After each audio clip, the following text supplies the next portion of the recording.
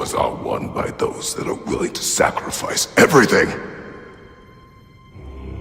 If that is the cost of vengeance, so be it.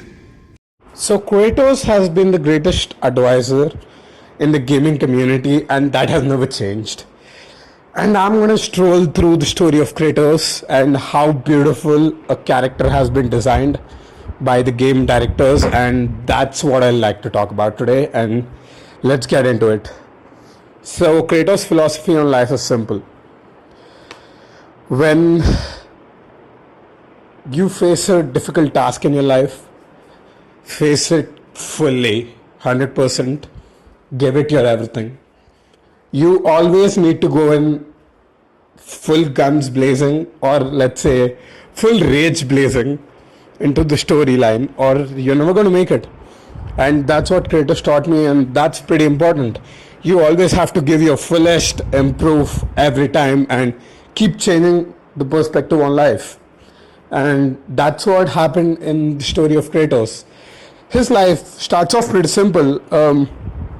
He's a mortal who calls out help for at Ares, where his team is pretty much losing in the battle of the war, and he calls out Ares for his help, and in exchange of his help, he gives out his soul, basically becoming a slave for him. And that's how Kratos' story begins. He kind of kills his family in the process as Ares orders him and just plays with him around, and that's what triggers him the most to become the first step into the god of war. And what defies the difference between other gods and Kratos is he was born to the soul of a mortal and is born to Zeus as a god's child, and that's the major difference between all the others and Kratos. I mean, Zeus did have a sex with every other woman out there in the Greece mythology, but I would say Kratos was the exception right there. So, after God of War, Ares promises his exchange. He kind of kills him in the process as Athena orders him to kill Ares, and he does so in order to become the next God of War. In exchange of his 10 years of his life, he dedicates a Greece god, Zeus and Athena, to become the god of war and save them from crisis. And in the process, he kind of remembers he needs to help his family out. And that's the purpose that has been driving him. The only X factor to kill Ares and define all the other gods that have caused him pain in throughout the process. And that's how focused and mindful was Kratos, the god of war. And story kind of ends up by him killing Zeus at the last. This is all kind of spoilers, by the way, which I need to keep at the start, so I'll make another recording. But yeah, so he kind of does that amazingly well, where he kills Zeus and then gives out the power to the mortal guys and keeps no god in the Greece mythology by killing himself and going into Norse mythology by now. So his life was always a coin flip. He used to never end up in hell or afterlife because he has removed that factor from his life the moment he killed his own family and also caused all the pain to the Greek gods.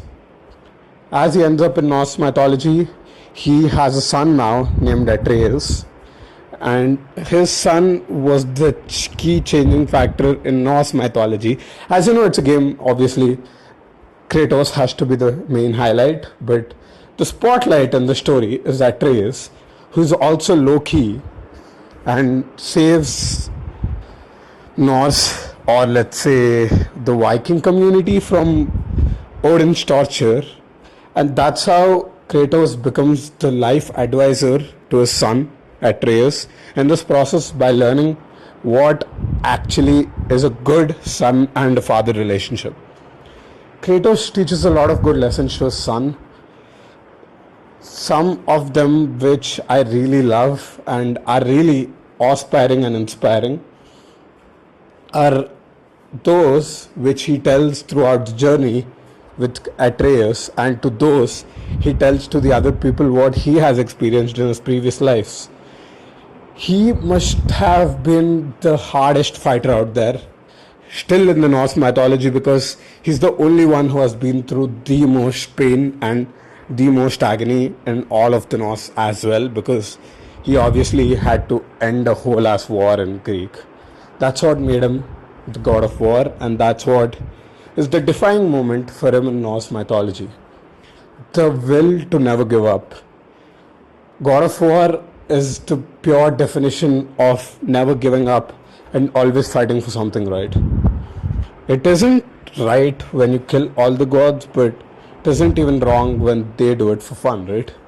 That's what is really amazing in the storyline of God of War, and that's Kratos as a base storyline.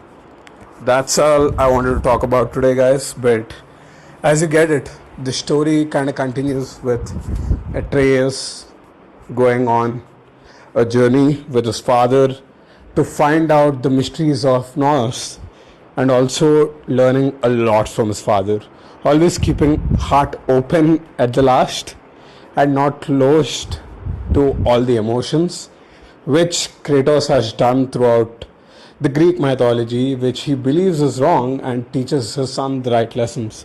Whatever he learned it in Greek mythology, he kind of reverse psychologies everything is to his son, just in case he becomes a good person with a good heart, in spite like Kratos, who fucked up everything in Greek. And that's what's amazing in the storyline of Kratos, because I just wanted to do this video because I just completed Ragnarok and I'll be posting some good content on it, but that's as far as it gets. I mean, the amazing storyline between Kratos and his son Atreus is the final mark for Kratos and the end of God of War. He becomes a good leader and kind of gives his helm to his son. He just enjoys his retirement at this point, and that's what it's really all about. Enjoy the life, thrive fully, and always keep working hard. Achieve your dreams to the fullest, do it 100%, and not halfway through. That's what Kratos taught me, and that will be one of the greatest lessons I received from a game. It might be the best lesson I received from a game where hard work really puts up fights against gods, defying your own fate, building it on your own, and also proving that you're different from all the other is what is very different, and that's what Kratos taught me.